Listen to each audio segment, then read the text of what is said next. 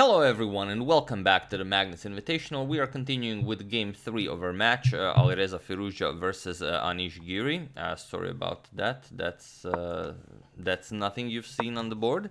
Well, so far the situation is Giri won game 2 and Alireza won game 1. So the match is a tie and now we're into game 3. So Alireza again with the white pieces and again he goes for d4. Sorry about that. And Giri here goes for knight to f6. We have c4, g6, knight to c3, and d5. So not the queen's gambit decline like in game 1. Here we have a nice Grunfeld defense. We have c captures on d5, knight captures, and e4 going for the exchange variation, the main line. We have knight captures, b captures, and of course bishop to g7. The bishop will be very strong on this diagonal. We have bishop to e3 and now c5, challenging the center. Of course, you cannot push or capture because bishop captures on c3 wins the rook, the usual Grunfeld stuff. Rook to c1, getting the rook away from that diagonal, and now black just castles. We have queen to d2 by Firouzja, and now comes e5. So asking, do you want to capture and maybe trade queens, or basically your only other option is to advance the pawn in the center. So d5 and the queen to d6. And this position has been reached a few times in top tier games. For example, Wang Hao had it against Rajabov. Their game ended in a draw. Wang Hao tried knight to f3 here, and also there is a game Wesley saw against Maxime Vachier-Lagrave where bishop to d3 was played, also ended in a draw. But here we have f3 by Alireza, and it is a new move. So as of move 11, we have a completely new game, and it seems that Alireza brought some new poison for the Grunfeld. Giri, of course, continues with f5. He strikes in the center, and the queen to c2 now, keeping an eye on that pawn, but also freeing up the d2 square for the bishop, as the f2 square will be reserved for the knight. Giri plans to develop. Firouzja plans to develop with knight h3 to f2. So knight to d7 by Giri, and now knight to h3 as planned. Here Giri advances the pawn all the way to f4, bishop back to d2, and now knight to b6, with some ideas of maybe even capturing here. So knight to f2, and now white's next move will most likely be c4, so Giri prevents that and pushes c4 himself. And here it's not all that simple for Firouzja to complete his development. This bishop, it's unclear how you will develop it, and also not clear how you will develop this bishop. But Firouzja will play bishop e2, castle here, and bring all of his rooks to the b file and try and play along the queen side. So bishop to e2 and now bishop to d7. We have castles by Firouzja as planned, and now queen to c7. Keeping an eye on this pawn here, and rook to b1 now, with the idea of lifting the rook and bringing the other rook over to b1 as well. We have knight to c8, and now comes a4. Preventing a5, b5, and so on. So rook to f6. Now the rook will also be useful in defending the queen side, but also if you start pushing on the king side, also will be useful for attacking purposes. So we have rook to b4. Now just preparing the rook lift as the other rook is coming to b1, and knight to d6 now.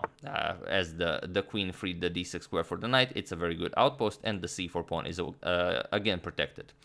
We have rook f to b1, putting pressure on the b7 pawn, and now g5 just. Giri starts his push on the king side. We have queen to a2, preparing to advance the a5 pawn, and now comes rook to c8. Just continuing development. We have a5, sorry, not h5, a5, just continuing to advance the pawn on the queen side, and Giri starts attacking on the king side with h5, preparing g4, of course. So Alireza prevents it, and now it would be a bit too premature to go for g4, and then after all of the trades, captures, let's say captures and captures, you will have bishop captures, and black cannot grab the e4 pawn because the rook on c8 is hanging.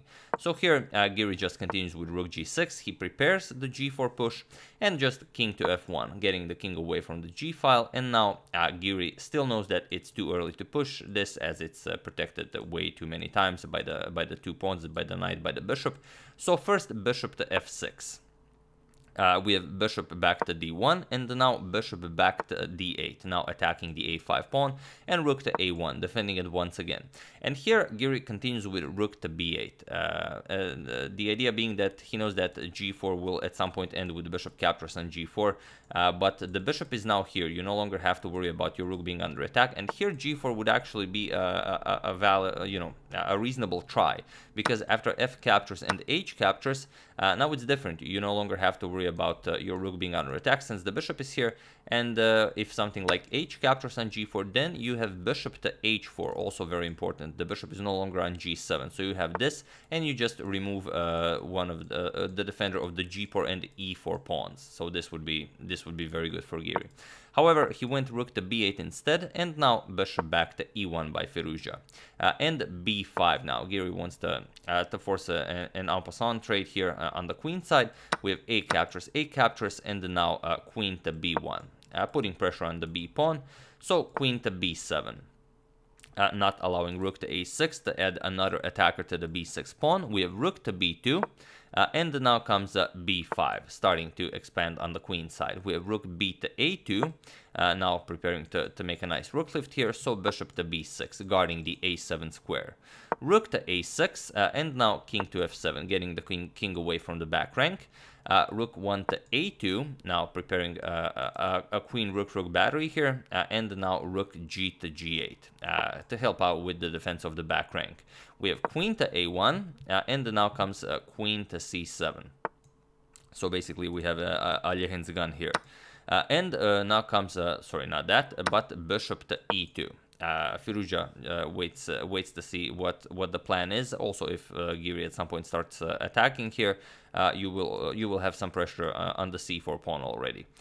And here we have bishop back to c8, pushing the rook either back or forward. So rook to a8 by Firouzja, and now Giri trades. Rook captures, and now just queen to c5. If the bishop moves, you will have a nice queen to f2 checkmate. So queen to a3, trying to get rid of this tension, forces, well, not forces, but offers a queen trade here. And we have bishop to d7, just offering not only a trade of queens, but also to trade rooks. So queen captures, we have bishop captures, and now rook a6. Firouzja prefers to keep one pair of the rooks on board. And king to e7 now, so the bishop can move, the knight will be protected. We have knight to d1, now trying to activate the knight, and rook to b8. Giri is ready to push b4 and create a pass pawn on the queen side. We have bishop to f8, and Giri happily trades. Bishop captures, we have king captures, and now g4. So you can either do some trades here or just advance to g3 with check. So here we have h4. Firouzja doesn't want to trade on g4, and now b4 by Giri. b4, it creates a pass pawn. Either it creates a pass b pawn, or if you capture it creates a pass c pawn. But it might be a bit too soon, as it might be hard to defend this c4 pawn. However, Giri went for b4. We have c captures, rook captures, and now comes king to e1. Now, of course, Alireza wants to bring his king over here to help out with the defense, but also with the attack against the c4 pawn. So g3 by Giri, and now rook to a8. Here, trying to reach the h5 pawn. So bishop to c8. Giri, of course, does not allow that, but now king to d2, going after the c4 pawn. We have rook to b6, and now king to c2. We have rook to b7, and now going for rook to c7 to put the rook behind a pass pawn, and knight b2 with a double attack on the pawn. Rook c7, Giri defends the pawn, but now rook to a4 with a triple attack. And this is what I meant by b4 might being a bit too soon, because now c4 pawn is a liability. You don't have ways of defending it, as it's attacked 3 times and you cannot defend it 3 times. You could, however, push the pawn all the way to c3, but just knight d1 and you're gonna lose that pawn. There is no way to further defend it. But it is an interesting move. For example, here Giri would have a bishop to h3 try. if you capture the bishop, then you advance this pawn. So basically, your g2 pawn is under attack. You have to go bishop f1, bishop captures, and now. Well, it's a really crazy position. The bishop no longer guards the b5 square, so you can go here to guard this pawn, and it's just incredibly crazy. No human would ever play this, of course, but it did exist in the position. But yeah, crazy stuff. Bishop to h3. So Giri went for bishop to d7. He attacked the rook. We have rook to b4, and now there is no more way to defend the pawn here. So rook to a7. We have knight captures on c4. Knight captures, so the pawn has been grabbed, and bishop captures on c4, leaving now Firouzja with the passed d pawn. We have rook to a1, trying to go for the g2 pawn, and Firouzja could defend it, but instead Firouzja goes for some attacking ideas with rook to b6. And okay, Giri goes for the pawn, rook g1, and now rook to h6 goes after this pawn to create a passed h pawn. Giri grabs the pawn with check. We have king to c3. And here, it's important not to do a bad move. It's always important not to do a bad move, but here it's especially important. Here, a move like bishop to e8 would have been okay, or king to d8 would have been okay. But the move Giri played, rook to f2, is not okay. He creates some threats here with the g2 and g1, bringing a queen into the game, but it doesn't work. Giri is now completely lost, so feel free to pause the video and try to find this idea while I give you a couple of seconds. So for those of you who were able to do it, congratulations on finding the mating pattern. And for those of you who just want to enjoy the show, it's d6 with check.